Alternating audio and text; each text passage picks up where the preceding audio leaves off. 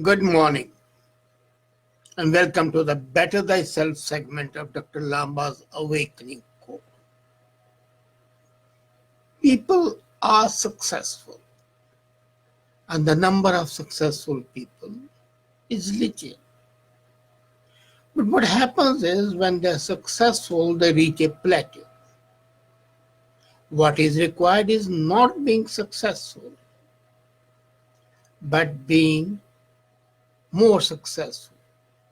And this journey from being successful to being more successful is a journey that ought to be the objective of everybody. What happens is that when you are successful, you are satisfied, you are contented. And here, success becomes a catalyst for failure. Now, apparently, when I say science is a catalyst of failure, it seems to be a contradiction, but it's not so.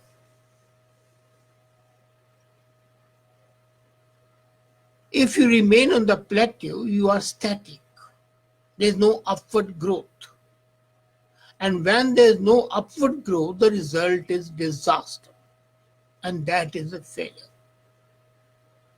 Your focus shifts always.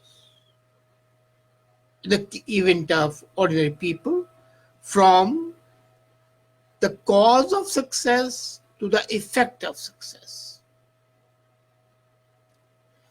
The cause of success you give to your efforts, to your bravery, your capabilities, but the effects you are not bothered about.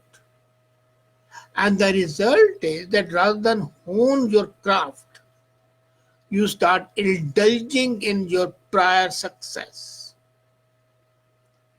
Success is not an obsession, and that should be an obsession. As a matter of fact, people should want to be much more successful and they should sacrifice everything to have it, whatever the cost of admission. But what happens is the teachings of the religious leaders, the teaching of the life gurus, the life coaches tells people to be satisfied, be contented. And here's the problem. If you are contented, you are sustaining success and not going beyond it. And the test of the human capability, human intelligence, human endeavor and effort is to go beyond success. And have you ever wondered why successful people and organizations automatically become more successful, some of them? Because they are aware that just being successful is a catalyst for failure. Being invisible is very easy. When you make mistakes, it's only you who is noticing it until and unless you broadcast it. Even being underdog is easy. The lower you are, the less contentious you are. People are not bothered about the underdogs. If you fail, you are justified in doing so. Hundreds of others fail. But when you are successful, when you reach a certain level, and then everybody is waiting for you not to be more successful, but waiting for you to fail. The external pressures often become too overpowering, and they smother the values, and the vision is clouded. So, the result is that the success is often a short-lived experience. People come and go. Very few people remain on the top for long. And those who remain on the top for long are sensible enough to say goodbye before they become redundant. Look at Bill Gates. The moment he understood that he has reached the pinnacle of his commercial success, He diverted his attention to charity, to social revolution, especially in AIDS, and with Melinda, started doing work for the humanity. So one peak after another. But look at the sports. For example, only 8 NFL teams won the Super Bowl back to back. Only 8 teams. So the toughest fight is to let people overcome the disease of success. The success, when it is not a stepping stone to the next success, is a corroding, suffocating disease, killing disease, much more killing than a physical can be, psychologically and mentally killing.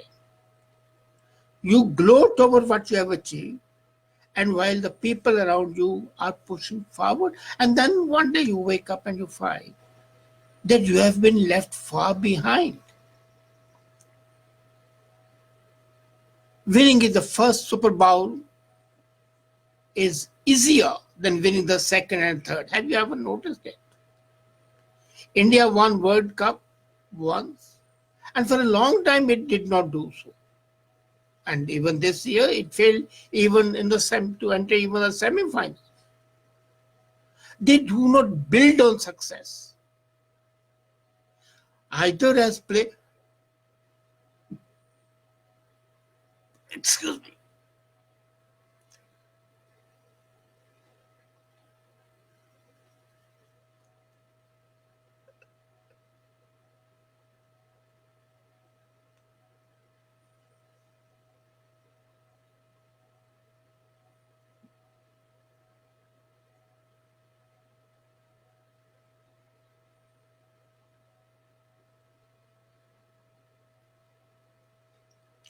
or as teams. As a player, they have gained the approval of the people, the approbation, the reward, and then the big goodbye. But bidding goodbye is not bad, provided you do something else and are successful there as well. As a matter of fact, in the life domain, if you succeed in business or in any field, life doesn't get easier. It becomes much harder. And this is true of everything. The reality is that the people think that the failure kills you. No, it doesn't. One can live with failure, but it's much more difficult to live with success. Nearly all men can tolerate adversity, but if you want to test a man's character, give him power. This is not my statement. This is what Abraham Lincoln said. Give a man power, and whether he remains the same character.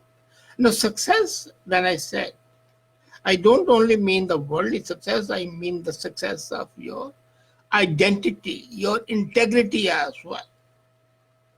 For most people, being successful is a prison,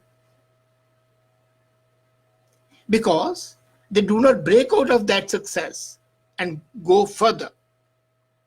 So, do not let success be a catalyst for failure. And now, when you are successful, two things happen. Either your focus shifts from the cause of success to its effect, as I said. And that is why you are not successful. And that's a tragedy not only of an individual, it's a tragedy of the families. There is a popular saying, success skips a generation. The children of successful don't learn the causes, but only relish the benefit. And that's why the second generation is not as successful as the first generation is. The third may still be worse. But the fourth would again see the penury, the hardships, because they have come down. They are no longer at that level, and then they again start pushing upward. But the second and the third are never like that, especially in business, especially in art. So you experience an intensification of internal pressure. And that is what is important. If you can face those internal pressures, then you are successful. Then you are on the road to success. Don't forget, it's your capability how to tolerate pressure. Pressure can build diamonds, but then pressure can also burst pipes. So decide whether you want to be diamond or you want to be pipe. But internal pressure is more important because it makes you successful and helps you to be more successful. So my mantra is, don't care to be successful. Try to be more successful. And how to be that? How to be more successful than to be successful? What is success is something you attract by the person you become. You have a certain thought and you want to achieve that thought. If your motive is just success, you won't get it. Chasing success is like chasing happiness, especially chasing being more successful. You cannot pursue it directly. They come fundamentally from who you are. It comes from the consistency in your vision and your values. So to be more successful after being successful, you need to enhance your vision. You need to reinforce your values. It's a difficult task. Excuse.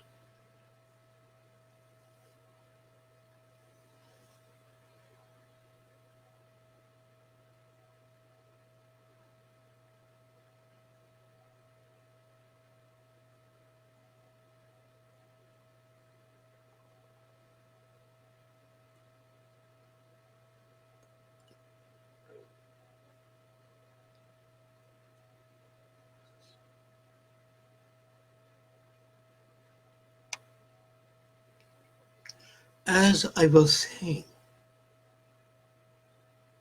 it's difficult, but not an impossible task to maintain the consistency of the vision and enhance it, to maintain your values and reinforce them.